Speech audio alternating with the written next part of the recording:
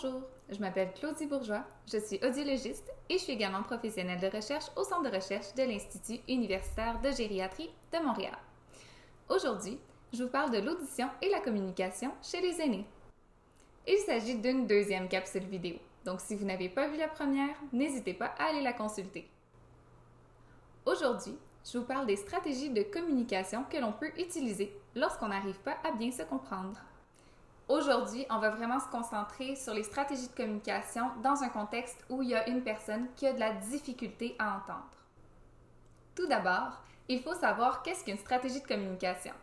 Eh bien, une stratégie de communication, c'est l'ensemble des attitudes, des connaissances, des actions et des demandes qui vont favoriser une communication plus efficace entre une personne qui a une perte auditive et son interlocuteur.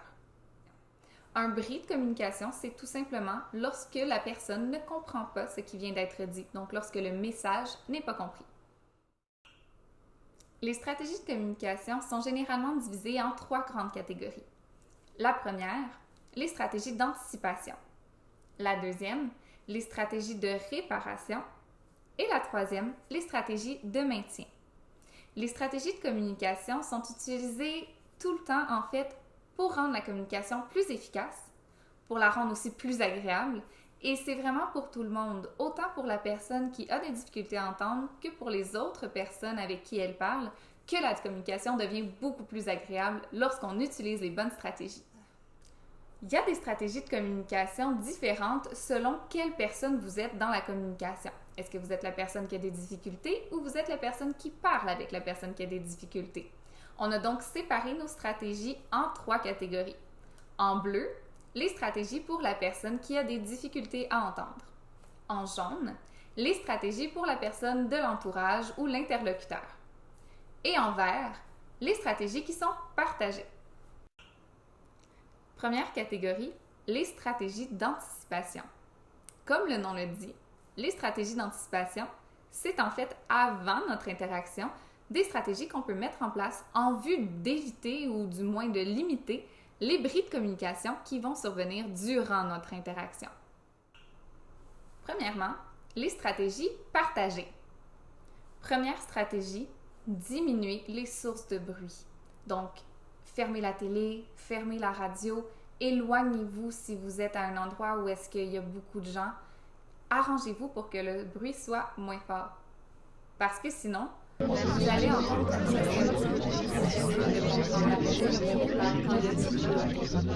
donc, baissez le bruit et vous allez beaucoup mieux entendre. Deuxième stratégie, informez-vous du contexte ou donnez le contexte si vous êtes la personne de l'entourage. Le contexte va vraiment faciliter la compréhension des mots.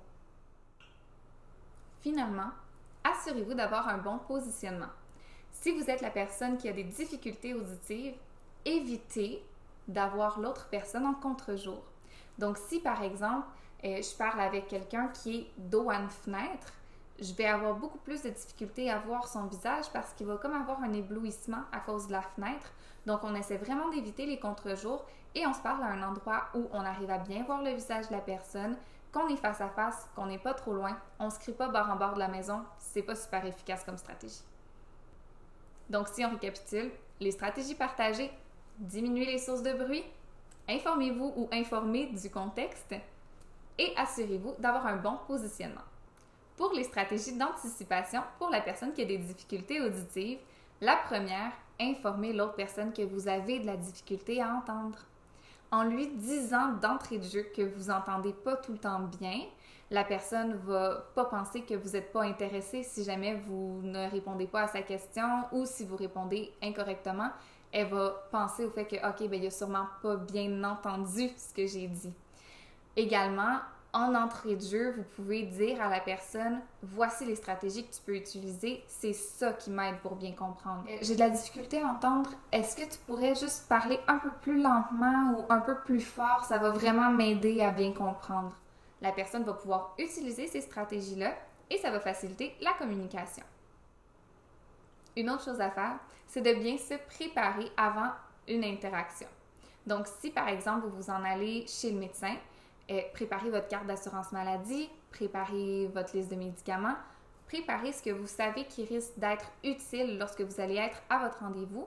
Comme ça va limiter les difficultés que vous allez avoir. Finalement, n'oubliez pas de porter vos appareils auditifs si vous en avez.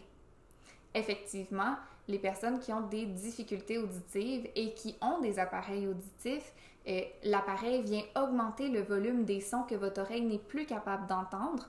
Donc, ça va faciliter la compréhension de plusieurs sons, de même plusieurs mots et globalement la communication en général. Par contre, assurez-vous que vos appareils sont bien chargés parce qu'un appareil déchargé dans l'oreille, ce que ça fait, en fait, ça fait juste un gros bouchon. Donc, ça rend la communication encore plus difficile plutôt que d'aider. Finalement, les stratégies pour la personne de l'entourage. La personne de l'entourage doit faire bien attention d'attirer l'attention de la personne à qui elle veut parler avant de commencer à lui parler. Effectivement, si vous avez déjà commencé la phrase avant que la personne réalise que vous êtes en train de lui parler, elle a beaucoup trop d'informations à compenser et souvent, on va avoir un bris de communication. Assurez-vous que votre visage est bien visible. La majorité du temps, l'utilisation de la lecture sur les lèvres, ou autrement dit la lecture labiale, va être utilisée par les personnes qui ont des difficultés à entendre. Et finalement, ajustez votre débit de parole et assurez-vous de parler clairement. Donc, on veut parler un peu plus lentement, un peu plus fort, mais sans exagérer. Si je parle comme ça, c'est pas de la parole naturelle. Ça aide personne. Trop articulé, ça va pas aider personne. Deuxième catégorie de stratégies, les stratégies de réparation. Donc, les stratégies de réparation vont être nécessaires lorsqu'il y a eu un bris de communication, donc lorsque le message n'a pas été bien compris. Généralement, les bris de communication vont avoir 4 différentes raisons pour lesquelles ils vont arriver. Ça va être soit le locuteur, soit l'interlocuteur, le message ou l'environnement. Le truc pour s'en rappeler? L'hymne. Le locuteur, c'est la personne qui parle. L'interlocuteur, c'est la personne qui reçoit le message. Donc, dans notre cas à nous, c'est la personne qui a des difficultés auditives. Le message, en fait, c'est vraiment ce qui est dit. L'environnement, c'est lorsqu'il y a trop de bruit, qu'on est trop loin ou qu'il y a quelque chose qui fait en sorte qu'on n'est pas bien positionné pour arriver à bien se comprendre. Pour les stratégies de communication qui sont partagées, ça va généralement être pour les bris de communication provenant de l'environnement. Donc, si on était dans un environnement qui est plus bruyant, par exemple le lave-vaisselle qui fonctionne, on va s'éloigner, on va essayer de diminuer le bruit ambiant. Si je suis au 2e étage et que la personne à qui je parle est au sous-sol, on va se rapprocher, être sur le même étage pour faciliter la communication encore une fois. Et finalement, assurez-vous de vous parler face à face pour que la personne puisse bien voir votre visage et lire sur vos lèvres au besoin. Les stratégies pour la personne qui a des difficultés à entendre. Premièrement, faites des demandes. Donc, si c'est un bris de communication qui provient du locuteur, la personne parlait trop vite ou parlait pas assez fort, dites-lui. Ensuite de ça, vous pouvez aussi lui demander de répéter et vous pouvez vous-même répéter l'information pour vous assurer d'avoir bien compris. Pour la personne de l'entourage, n'hésitez pas de répondre aux demandes qui vous sont faites si jamais il y en a. Donc, parlez plus lentement, parlez un peu plus fort. Essayez vraiment d'appliquer les bonnes stratégies pour faciliter la compréhension de votre message. Au besoin, répétez l'information et idéalement, reformulez ce qui vient d'être dit. Finalement, si jamais on en arrive là, n'hésitez pas à utiliser un support visuel. Donc, soit en utilisant des gestes, comme par exemple téléphoner, ou encore en écrivant le message ou en envoyant un message texte avec le message à la personne pour faciliter encore une fois la compréhension du message. Finalement, les stratégies de maintien. Les stratégies de maintien, c'est quoi? C'est tout simplement d'aviser l'autre qu'en ce moment, le message il est bien compris et il n'y a pas de bris de communication. Vous faites ça en gardant un bon contact visuel avec la personne qui vous parle, en hochant la tête, en disant oui, en participant en fait à la conversation, vous confirmez que vous comprenez bien, que vous suivez bien et que la conversation va bien. Ce que vous pouvez aussi faire, c'est de remercier la personne pour les stratégies qu'elle a mises en place et qui vous ont aidé. Donc, souligner « Merci d'avoir parlé plus lentement, ça m'a vraiment aidé. » Ça rend tout ça beaucoup plus agréable et la personne va probablement avoir plus envie de le refaire la prochaine fois. Maintenant, ce qu'il ne faut pas faire.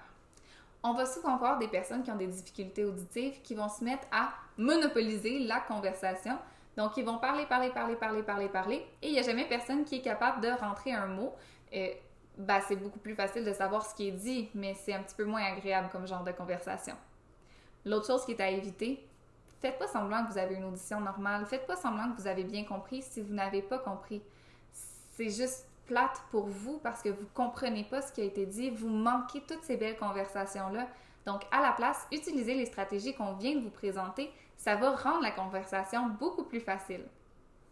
Finalement, on va souvent voir des personnes qui vont éviter ou tout simplement ne plus aller dans les situations sociales, se retirer des groupes. Donc, c'est pas la meilleure stratégie à utiliser. Il y a plein de façons pour vous de continuer à avoir des conversations qui sont agréables et qui sont efficaces, notamment par les stratégies qu'on vous a présentées, mais il y a aussi plein d'autres choses qu'on peut faire. Donc, si de votre côté, ça fonctionne toujours pas malgré les stratégies, n'hésitez pas à consulter votre audiologiste qui va pouvoir vous donner plus de stratégies qui vont être adaptées à vos difficultés à vous. Les personnes de l'entourage, vous aussi, il y a des choses qu'il ne faut pas que vous fassiez. Donc, crier dans l'oreille de la personne, on voit souvent ça, mais ça aide pas. En fait, de rendre votre visage visible, ça va beaucoup plus aider que de crier dans l'oreille de la personne.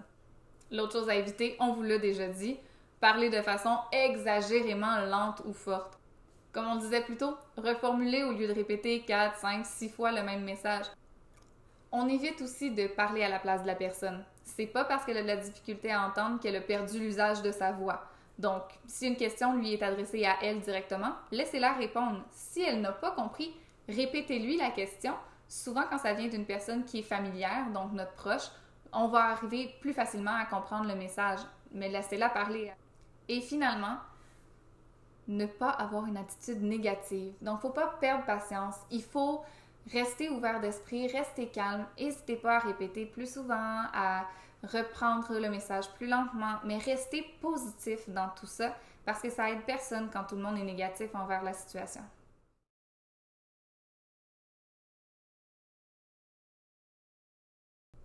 Voici un résumé de la capsule en 2 images. Sur l'image, vous voyez en bleu la personne qui a des difficultés auditives et en jaune la personne de l'entourage. Pouvez-vous trouver les erreurs dans la première image? Donc, si c'était vous, la personne qui a des difficultés à entendre, qu'est-ce que vous pourriez faire pour faire de cette situation-là, qui est très difficile, une situation qui est moins difficile?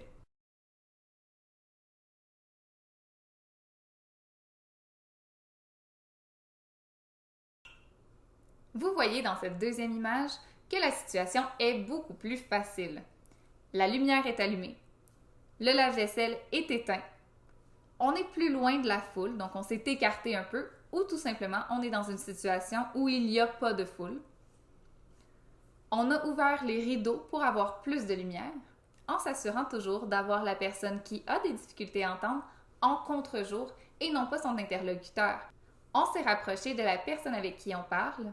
Donc, toutes ces stratégies-là sont des stratégies très faciles à mettre en application et qui rendent la communication beaucoup plus facile que la situation précédente. Donc, si vous vous rappelez de ces 2 images-là, en comparaison, vous allez avoir un bon résumé de vos stratégies de communication à appliquer.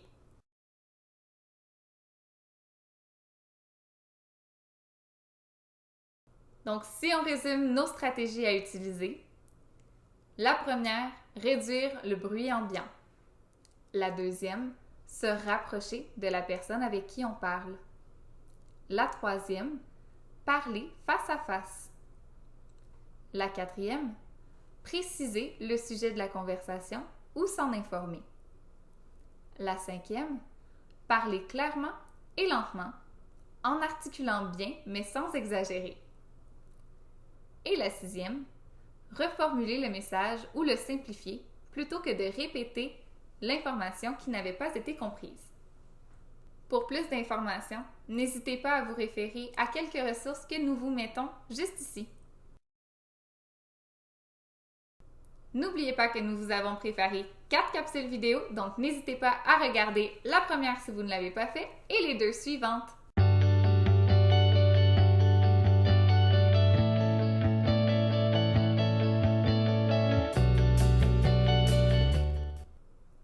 n'oubliez pas, la communication, c'est une responsabilité partagée.